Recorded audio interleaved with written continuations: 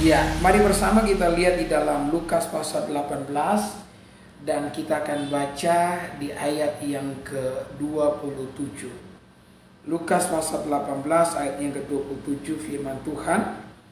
Kata Yesus, apa yang tidak mungkin bagi manusia, mungkin bagi Allah. Saudara, hari ini saya ingin menyampaikan sebuah tema renungan, yakni Tuhan berkuasa. Ya, sekali lagi, Tuhan berkuasa.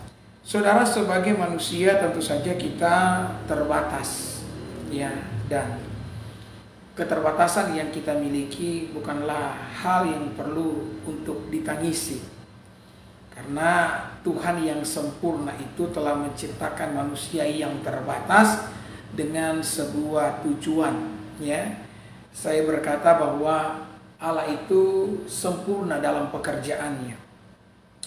Bahkan ketika Dia menciptakan kita, saudara-saudara, manusia itu dikatakan sebagai makhluk yang sempurna. Hari pertama sampai hari yang kelima Tuhan menciptakan berbagai macam ciptaan, dan Tuhan selalu mengakhiri dengan semua itu baik. Akan tetapi ketika Tuhan menciptakan manusia, Tuhan mengakhiri dengan sebuah kalimat, yakni sangat amat baik. Ya, semua hal yang diciptakan Tuhan itu baik, tetapi Tuhan memberikan predikat kepada manusia diciptakannya sebagai makhluk yang sangat baik. Artinya Tuhan tidak pernah sia-sia dalam menciptakan kita. Engkau adalah sebagaimana engkau ada saat ini. Engkau sempurna dan utuh di hadapan Tuhan. Dan kemudian engkau berkata, Pak Pendeta, kalau saya sempurna, saya utuh di dalam Tuhan, kenapa saya memiliki segudang kelemahan? Ya, jawabannya, engkau perlu memiliki kelemahan. Karena ketika Allah menyatakan kuasanya, Allah membutuhkan tempat. Dan tempat Allah menyatakan kuasanya adalah di dalam kelemahan kita. Jadi kalau kita tidak pernah memiliki kelemahan, pertanyaannya, di manakah Allah akan meletakkan kemahakuasaannya? Ya, maka sekali lagi saya ingin saudara menyadari akan kebenaran ini sebagai awal daripada khotbah saya. Engkau tidak boleh menangisi semua kelemahan. Engkau tidak boleh menangisi semua kekurangan yang kau miliki. Karena Tuhan memiliki tujuan yang mulia di balik semuanya itu, agar setiap kita bisa melihat perbuatan Tuhan yang besar di tengah-tengah kehidupan setiap kita. Saya mendengar ada sebuah perkataan yang berkata begini, bahwa ketika kita diperhadapkan dengan sebuah pilihan, antara pilihan yang sulit dan pilihan yang mudah, maka pilihlah yang sulit. Ya, jangan pilih yang mudah. Kenapa? Karena dikatakan bahwa pertumbuhan itu hanya terjadi pada zona yang sulit. Ya, sementara pada zona nyaman katanya tidak ada yang namanya pertumbuhan sama sekali. Nah, zona yang sulit adalah kelemahan. Ya, hal ini membuat kita menyadari bahwa pilihan hidup, ya, Alkitab mengatakan bahwa pilihlah jalan yang sempit, jangan jalan yang lebar. Karena jalan yang lebar itu menuju kepada kebinasaan, sementara jalan yang sempit menuju kepada kekekalan itu sendiri. Dan ini berlaku, saudara-saudara, dalam kehidupan setiap kita. Saya percaya bahwa kesulitan-kesulitan yang ada dalam hidup ini, salah satu di antaranya adalah kelemahan yang kita miliki. Ya, kelemahan bukan untuk ditangisi, sekali lagi. Kelemahan adalah tempat di mana Allah menyatakan kuasanya di tengah-tengah kehidupan setiap kita. Nah, manusia itu terbatas, tapi Tuhan tidak terbatas. Saudara percaya enggak? Ya, manusia terbatas, saudara-saudara, tapi Tuhan Yesus tidak pernah terbatas di dalam apa yang dikerjakannya. Ya, pada saat manusia, ya, turun tangan, ya, maka pada saat itu, ya, pada saat manusia, maksud saya, angkat tangan, maka pada saat itu Tuhanlah yang akan turun tangan. Ya, maka jangan lama-lama untuk angkat tangan. Jangan tunggu sampai saudara benar-benar telah babak belur nih. Ya, karena kadang-kadang nih kita sebagai manusia nanti sudah babak belur, sudah bengkok kiri. Orang Manado bilang bengkok kiri, bengkok kanan. Bengkok itu bengkok, saudara, ya. Nanti sudah patah kiri, patah kanan, baru kita mau aku berserah. Jangan tunggu begitu, saudara-saudara, ya. Angkat tanganmu saat ini ketika engkau ada dalam sebuah kesukaran. Haleluya, angkat tanganmu. Karena Dia Tuhan yang berkuasa di tengah-tengah kehidupan setiap kita. Karena pada saat engkau mengangkat tangan, di saat itulah Tuhan turun tangan dalam kehidupan saya dan saudara. Orang Israel berperang melawan orang Amalek.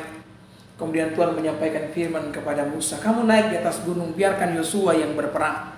Musa bertanya, apa yang harus saya lakukan di atas gunung? Dan Tuhan berkata kepada Musa, tugasmu adalah mengangkat tangan. Ya, saya suka ada satu lagu yang berkata, ku angkat tanganku menyerahkan semua beban hidupku padanya. Ku angkat tanganku menyerahkan. Ku tahu pasti Dia buka jalan. Jadi Musa tugasnya ketika naik di atas gunung adalah mengangkat tangan. Karena pada saat itulah Tuhan akan turun tangan di dalam kehidupannya, di dalam peperangan yang dilakukan oleh orang Israel ketika mereka berperang melawan orang Amalek. Ya, maka sekali lagi, kalau engkau hari ini dalam sebuah masalah kesulitan hidup, angkat tangan tinggi-tinggi di hadapan Tuhan. Karena pada saat engkau tak berdaya, Tuhan mampu. Ya, di saat engkau sudah kehabisan, saudara-saudara, Tuhan selalu memiliki persediaan bagi setiap orang yang mengharapkan dan yang mengandalkan Tuhan. Sampai sekarang Tuhan itu masih melakukan yang namanya mujizat. Karena memang tak dapat dipungkiri Bapak Ibu bahwa Tuhan itu dikenal melalui mujizat. Ya, tahu enggak ketika Yesus berkata kepada murid-muridnya, tunggu di Yerusalem karena Roh Kudus akan dicurahkan. Roh Kudus itu apa? Roh mujizat. Roh Kudus itu adalah Allah yang bekerja dalam dunia. Roh Kudus itu adalah tangan Allah. Jadi ketika Roh Kudus dicurahkan kepada manusia, itu berarti Allah sampai sekarang masih melakukan yang namanya mujizat. Meskipun saudara tahulah kita ada dalam perkembangan zaman, ya. Sepertinya semua kebutuhan kita hari ini telah dijawab oleh majunya teknologi. Ya, apapun yang menjadi kelemahan kita atau ketika engkau katakan dalam keadaan sakit, maka di dunia kedokteran memiliki ribuan obat yang dapat menawarkan semua rasa sakit saudara. Tapi tetap saja nih, ya, sehebat-hebatnya sebuah zaman yang mengalami kemajuan, ya, kadang-kadang ya zaman yang modern pun, pesatnya sebuah perkembangan teknologi pun, itu kadang-kadang tidak bisa menjawab kebutuhan kita. Ya, karena ada ayat Alkitab, hanya Akulah penolong, kata Tuhan. Ya, Tuhanlah penolong setiap kita. Meskipun dunia telah maju dengan segala kecanggihannya, setiap kita tetap membutuhkan Tuhan di dalam kehidupan ini. Ya. Dan Dia ada bagi saya dan saudara. Dan Dia terus melakukan yang namanya mujizat sampai sekarang dalam kehidupan setiap kita. Saya pernah menyampaikan kepada Bapak Ibu yang kalau saudara pendengar setia, maka saudara pasti mengenal baik, ya, kisah daripada gereja Sampai yang ada di Mesir. Ya, bagaimana gereja tersebut sampai sekarang menjadi wisata rohani. Saudara nanti buka Google dan saudara akan mendapati di gereja Sampai ada satu ruangan khusus yang dipenuhi dengan tongkat penyangga dan kursi roda. Itu milik dari mereka-mereka yang mengalami sakit kelumpuhan, ya, sakit parah. Mereka datang ke sana dan secara adikodrati, secara ilahi mereka mengalami kesembuhan daripada Tuhan. Ya, gereja itu begitu terkenal, ya, begitu luar biasa. Kenapa? Karena punya sejarahnya.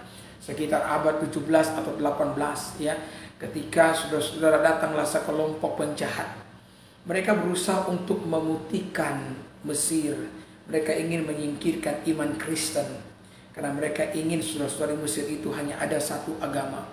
Maka mereka datang di gereja tua tersebut dengan sebuah tujuan untuk membunuh hamba Tuhan berserta dengan semua jemaat yang ada di sana. Tapi sebelum melakukan itu, mereka ingin membuktikan kepada orang-orang Kristen di situ bahwa Tuhan yang mereka sembah itu Tuhan yang mati dan Alkitab yang mereka miliki itu pembohong. Ya, Mereka bisa saja langsung mengeksekusi, tapi mereka mencoba untuk memberitahu kepada semua orang Kristen di gereja tersebut bahwa Yesus itu tidak ada. Maka mereka datang kepada pendeta dan berkata, "Pendeta, bukankah dalam Injil dikatakan kalau engkau berkata kepada gunung dengan iman, salah satu gunung akan tercabut dari tempatnya dan akan tercampak di laut?" Ya, pendeta itu pun mengatakan, "Ya, benar, ya. Kalau begitu Pak Pendeta, perkatakan gunung yang satu ini." Mereka menunjuk salah satu gunung, saudara-saudara. Dan mereka meminta Pak Pendeta tersebut berkata kepada gunung itu untuk pindah. Dan mereka kasih waktu 3 hari. Kalau dalam waktu 3 hari gunung tidak pindah, maka yang terjadi kemudian pendeta bersama dengan seluruh jemaat akan dibinasakan di tempat itu. Maka selama 3 hari mereka berdoa, berpuasa, bergumul agar gunung itu dipindahkan. Mereka berdoa untuk nyawa mereka karena benar-benar terancam. 1 hari ketika mereka berdoa gunung tidak pindah, 2 hari ketika mereka berdoa gunung tidak pindah, ketiga hari ketika mereka berdoa gunung pun tidak pindah. Tetapi yang luar biasa saudara-saudara, bahwa pendeta dan jemaatnya itu tetap mengimani dan percaya kepada Yesus. Nah, inilah iman yang sejati. Iman yang sejati itu bukan hanya sekedar bertahan ketika engkau ditopang oleh sebuah mujizat. Ya. Iman yang sejati itu bukan hanya ada pada saat engkau mengalami perbuatan Tuhan yang besar.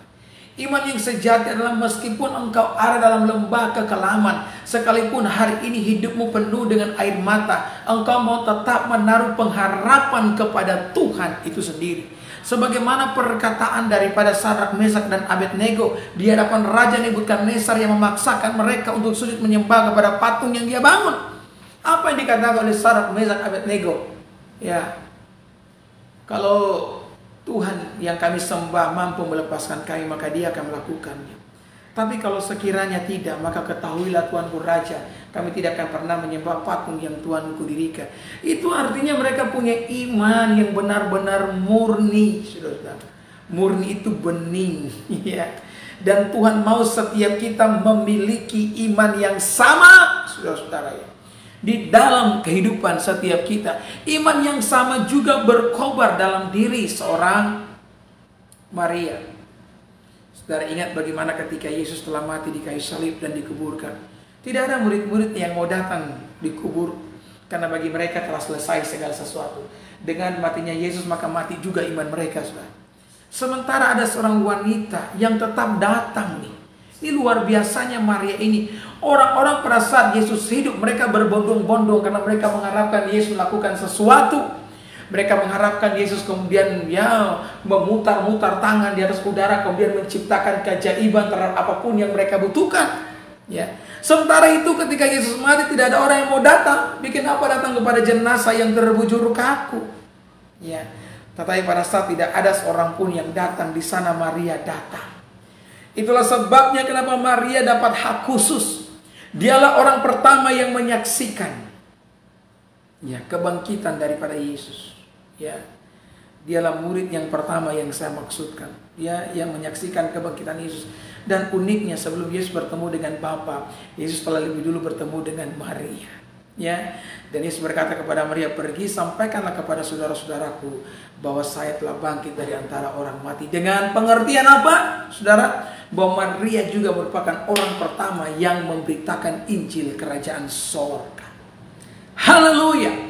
Maria adalah orang pertama yang memberitakan Injil Kerajaan Sorga. Bukan seorang pria, bukan Petrus maupun Rasul Paulus yang sangat terkenal, tetapi seorang wanita. Kenapa? Karena imannya terus berkobar, baik di atas bukit pengharapan, di atas bukit pujian, maupun di dalam lembah kekelaman. Maka pada hari ini saya mau sampaikan kepada Bapak Ibu yang mendengarkan saya, milikilah iman yang terus berkobar-kobar. Sekalipun kita akan masuk dalam berbagai macam season hidup, berbagai macam musim kehidupan, biarlah iman kita tetap bergantung dan berharap kepada Tuhan. Karena kita tahu bahwa Dia Allah yang hidupnya. Sekalipun hari ini lagi mendung, matahari selalu bersinar di balik gelapnya awan.